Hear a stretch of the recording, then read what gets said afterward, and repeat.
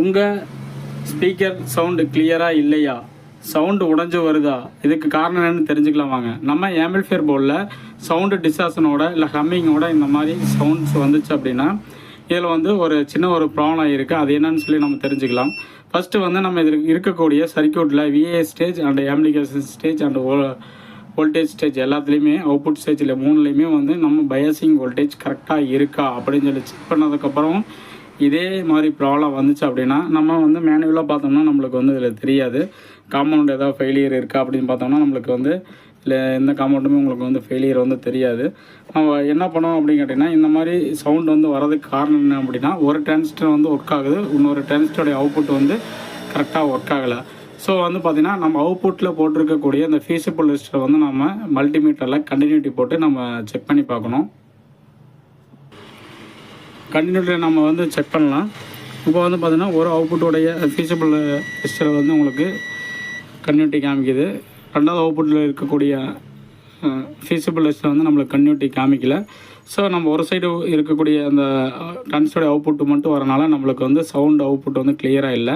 நம்ம இந்த feasible register வந்து நம்ம சேஞ்ச் பண்ணிவிட்டு நம்ம ஆடியோ வந்து நம்ம டெஸ்ட் பண்ணி பார்க்கலாம். இப்போ இதில் ஃபால்ட்டாக இருக்கிற அந்த ஃபீஸிபிள் ரெஜிஸ்டர் வந்து நான் ரிமூவ் பண்ணிவிட்டேன். அதுக்கு பதிலாக இன்னொன்று வேறு ஒரு ஃபீஸிபிள் ரெஜிஸ்டர் வந்து நான் இதில் ஆட் பண்ணுறேன்.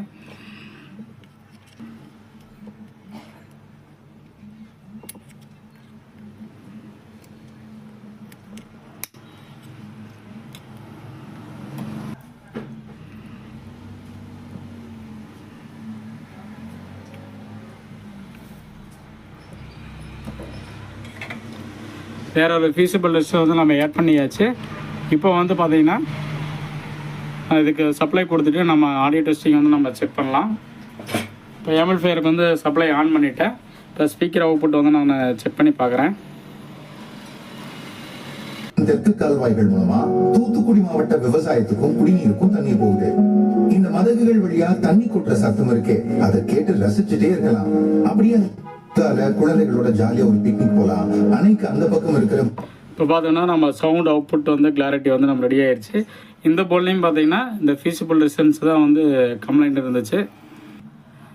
இந்த வீடியோ உங்களுக்கு உதவி இருந்தால் லைக் பண்ணுங்கள், ஷேர் பண்ணுங்கள். இன்னும் இது போல் எலக்ட்ரானிக்ஸ் வீடியோக்காக நம்ம சேனலை சப்ஸ்கிரைப் பண்ணுங்கள். நன்றி, வணக்கம்.